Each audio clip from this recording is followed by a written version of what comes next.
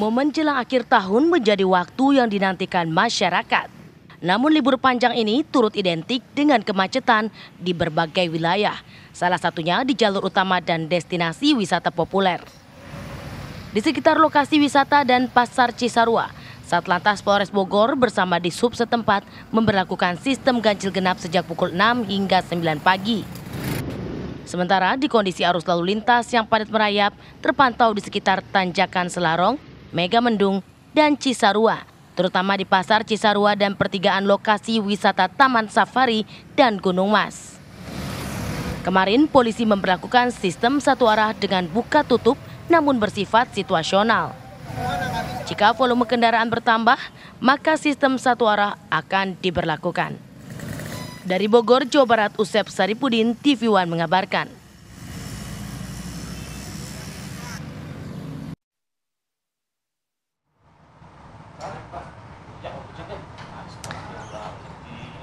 Ya, itu kemudian fenomena yang kerap terjadi di masa musim liburan, bagaimana orang berusaha untuk healing tapi kemudian malah jadi pusing karena kejebak macet. Tapi percayalah, sepusing-pusingnya healing kejebak macet, lebih pusing mau healing dompetnya kering, itu lebih pusing. Oke, nah kita ingin tahu nih, apakah masyarakat di lokasi-lokasi atau destinasi wisata populer, khususnya di puncak ini, masih pusing dengan kemacetan atau sudah bisa healing? Kita akan tanya langsung ke rekan kita Zinedine Duhan yang sudah berada di kawasan Puncak Bogor. Selamat pagi Duhan.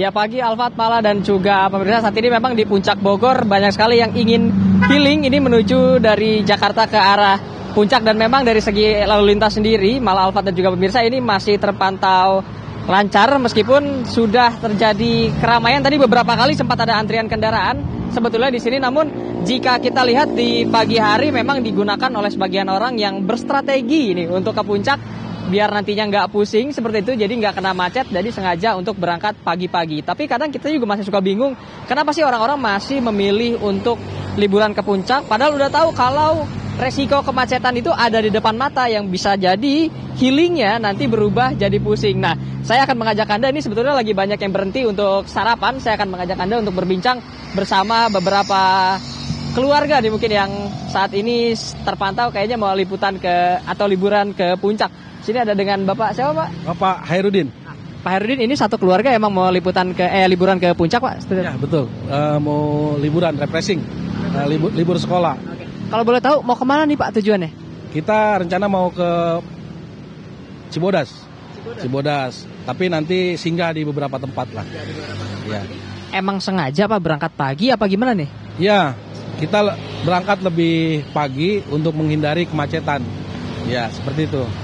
Ini memang sebetulnya udah sering juga ke puncak? Ya, tidak terlalu sering, tapi beberapa kali kita liburan itu di akhir pekan atau liburan sekolah ajak keluarga ke puncak. Puncak kan biasanya macet nih Pak. Kalau pagi-pagi gini oke lah masih lancar.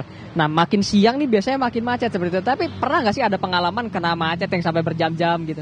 Wah sering kita kena macet, bahkan stuck sampai 2 jam di kawasan Gunung Mas sana. Iya betul.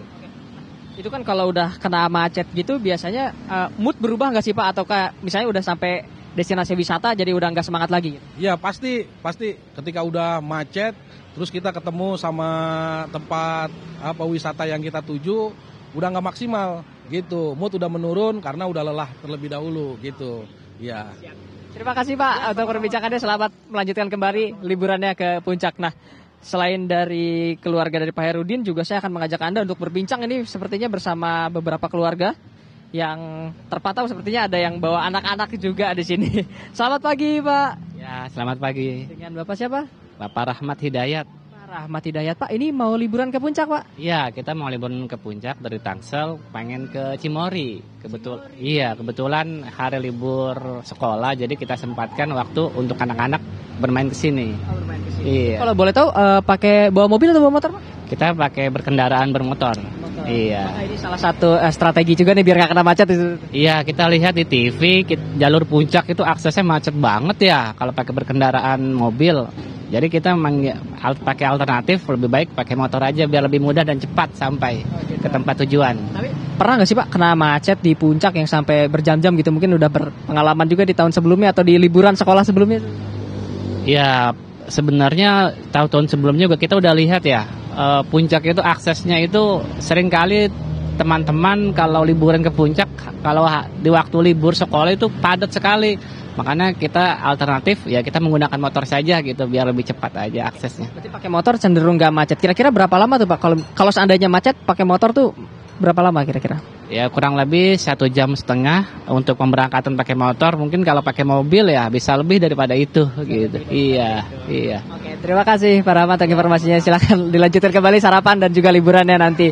Ya pemirsa, itu dia memang tanggapan dari beberapa masyarakat yang memang sudah merencanakan untuk nantinya akan berlibur ke kawasan puncak. Tadi ada yang menyebutkan juga akan ke kawasan Gunung Mas, lalu juga ada yang akan ke Cimory seperti itu untuk menyenangkan sang buah hati, karena kan juga dalam libur Natal dan Tahun Baru juga ini dibarengi juga dengan libur semester untuk anak sekolahan. Nah, dengan fenomena ini yang sudah tahu sebetulnya macet, tapi kenapa masih pengen ke puncak? Nah, saya nantinya akan berbincang ini bersama seorang sosiolog, yaitu Bayu Yulianto, yang saat ini sudah ada bersama di samping saya. Selamat pagi Pak Bayu. Halo, selamat pagi Mas Dohan.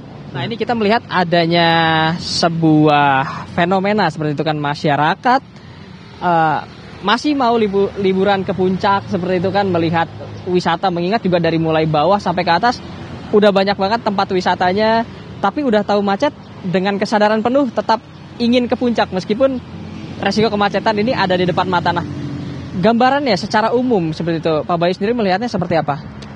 Ya, saya kira ini memenuhi prinsip-prinsip berakit-rakit ke hulu, berenang-renang ke tepian ya. Jadi sebelum sampai join us di wilayah puncak gitu kan, mereka harus bermacet-macet ria gitu ya. Tapi saya kira memang kalau kita bicara puncak ya, maka saya kebetulan orang Bogor gitu ya.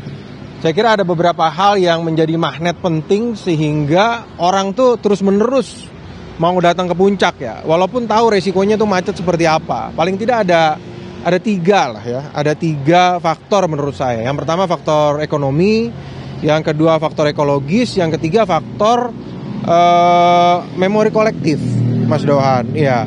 Nah, yang pertama saya bilang faktor ekonomi gitu ya. Puncak sampai hari ini bagi warga Jadetabek, saya keluarin Bogornya ya, Jakarta, Depok, Tangerang, Bekasi itu masih menjadi destinasi wisata yang dalam tanda kutip lebih ekonomis sebenarnya, sangat ekonomis gitu ya. Jalannya itu dekat ya, jaraknya itu dekat gitu ya. Kemudian rutenya juga jelas. Kemudian juga kalau dari sisi akomodasi, dari sisi makan, minum dan segala macam, itu variasinya banyak. Dari yang paling murah sampai yang paling mahal ada. Sehingga itu masih menjadi magnet tersendiri.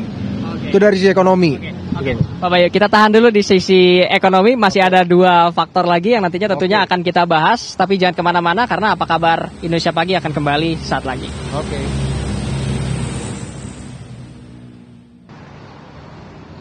Ya pemirsa, Anda kembali di Apa Kabar Indonesia Pagi bersama saya Zinedine Duhan dan Pak Bayu Yulianto selaku seorang sosiolog. Tadi kita sudah mendengarkan satu faktor ini kenapa orang-orang masih mau ke puncak meskipun sudah tahu nantinya akan macet. Lalu 2 faktor lainnya seperti apa Pak Bayu? Iya, yang kedua tadi faktor ekologis ya. Kita tahu orang-orang ke puncak, terutama dari kawasan Jakarta, Depok, Tangerang, Bekasi, yang dicari sama mereka itu kan suasana ekologis yang berbeda dengan di Jakarta. Oke. Sejuk dan hijau, sesuatu yang di Jakarta memang nggak ada. Makanya Bogor tadi dikeluarkan. Nah, saya keluarkan Bogor karena Bogor relatif masih ada lah hawa-hawa sejuk dan hijau-hijaunya masih ada gitu ya, walaupun memang sudah relatif berkurang. Nah, itu menjadi salah satu faktor yang dicari betul sama orang Jakarta. Jadi bagi mereka itu nggak apa-apa bermacet-macet, tapi tiba di tujuan yang dalam setahun atau berbulan-bulan mungkin mereka nggak pernah lihat di Jakarta, tidak pernah ngerasain gitu ya. Mau dapat sejuk harus di dalam ruangan, pakai AC, gedung segala macam. Tapi begitu masuk kawasan puncak, mereka bisa dapat suasana di luar. Ya. Kayak hari ini agak lumayan kan cuacanya lumayan sejuk gitu ya. Itu faktor ekologis. Yang ketiga yang menurut saya juga penting, Mas Dohan, ini terkait dengan memori kolektif, gitu ya. Bagaimana kemudian masyarakat itu yang datang ke sini, yang ke puncak itu adalah juga sebagian besar ya orang-orang yang dulu kecilnya itu pernah dibawa oleh orang tuanya atau studi tour waktu sekolah gitu ke kawasan puncak itu jadi Nostalgia. ada bayangan gitu, nostalgia segala macam. Dan itu hampir di banyak orang gitu loh, di banyak keluarga-keluarga di Jakarta dan sebagian besar wilayah Tangerang, Bekasi itu punya memori kolektif itu gitu. Dan itu buat mereka itu semacam daya tarik juga untuk bisa mengulangi hal yang sama gitu loh. Dan itu disosialisasikan tuh, siapa yang nggak tahu puncak gitu loh, bagi warga Jakarta atau anak-anak. Terbayang lah suasana yang nggak ada di Jakarta gitu kan. Dan destinasi wisatanya juga cukup banyak sekali di puncak gitu ya, mau kebun binatang, mau taman nasional, mau hutan, mau kebun teh, itu cukup lengkap. Dan semua segmen bisa, dari yang ekonomi menengah bawah sampai menengah atas ada. Dan itu bikin orang berlomba-lomba. Dan ya tanda kutip mungkin juga ada juga pelengkapnya dalam pengertian yang agak negatif gitu ya. Kalau kita bicara soal dalam tanda kutip prostitusi dan segala macam juga cukup banyak yang ada di puncak seperti itu. Betul. Nah, bagi dari sekian banyak faktor ini, mulai dari ekonomi, ekologi, lalu juga tadi nostalgia seperti memori kolektif, ini menyebabkan masyarakat masih ingin liburan ke puncak meskipun sudah tahu nantinya akan terjebak macet seperti itu. Namun kan ada sebuah faktor yang membuat nantinya ketika kita sudah kena macet, berangkat ke puncak siang-siang, nanjak, macet, nyampe ke tempat wisata itu sudah tidak dengan mood yang se-fresh lagi. Lalu seperti apa untuk mengembalikan kembali moodnya seperti itu,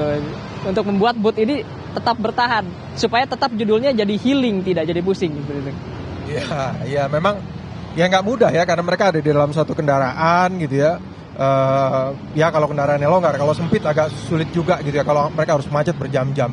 Tapi menurut saya yang pertama harus dilakukan adalah mereka harus ngasih penyadaran dulu nih ke anggota keluarga yang mau berangkat bahwa resiko terburuk adalah kena macet berjam-jam. Jadi waktu itu terjadi atau ketika itu terjadi mereka nggak kaget gitu bahwa kita kena macet. Tapi harus ada pemahaman dulu di kalangan anggota keluarga bahwa ini resiko yang mungkin kita dapat gitu loh. Kita akan kena macet yang luar biasa dan mudah-mudahan nggak bikin stres gitu ya. Ya selain itu paling stretching atau kemudian menggunakan gadget untuk bisa membuat mereka melupakan kemacetan. Walaupun kalau macetnya sejam 2 jam mungkin sebagian besar warga Jakarta yang sudah terbiasa macet gitu ya, itu mungkin masih oke. Tapi kalau sudah 4 jam, 6 jam bahkan sampai di atas itu saya kira agak sulit juga kemudian mereka bisa memulihkan itu gitu ya. Nah, menurut saya kalau sekarang sudah dilakukan sama pemerintah ini kan paling rekayasa lalu lintas dan segala macam. Itu kan jangka pendek Mas Dohan gitu ya. Jangka panjang saya kira yang jauh lebih penting adalah membangun atau meningkatkan transportasi publik gitu ya ke kawasan wisata yang ada di puncak dan saya kira juga di berbagai tempat di wilayah Indonesia ya. Itu transportasi publik itu mutlak sekali dibuat sehingga orang tidak bergantung pada transportasi pribadi gitu loh.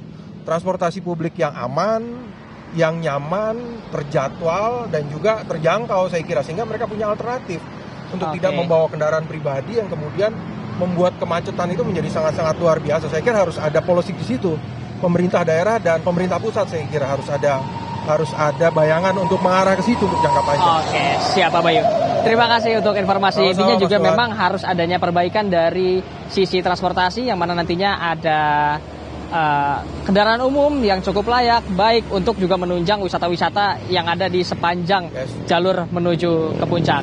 Nah, pemirsa, itu dia memang perbincangan kami bersama sosiolog Bayu Yulianto yang menyebutkan juga memang tadi ada beberapa faktor mulai dari ekonomi, ekologi, lalu juga ada faktor nostalgia atau memori di masa lalu yang mana ingin membuat warga ini terus-menerus untuk ke puncak meskipun sudah sadar bahwa nantinya akan terkena macet yang cukup panjang apalagi di high season seperti akhir tahun dan juga akhir pekan. Semoga nantinya juga ada solusi yang terbaik supaya wisata di puncak ini juga semakin maju ke depannya. Untuk sementara itu informasi yang dapat kami sampaikan, saya kembalikan ke studio. Alfat, Malah.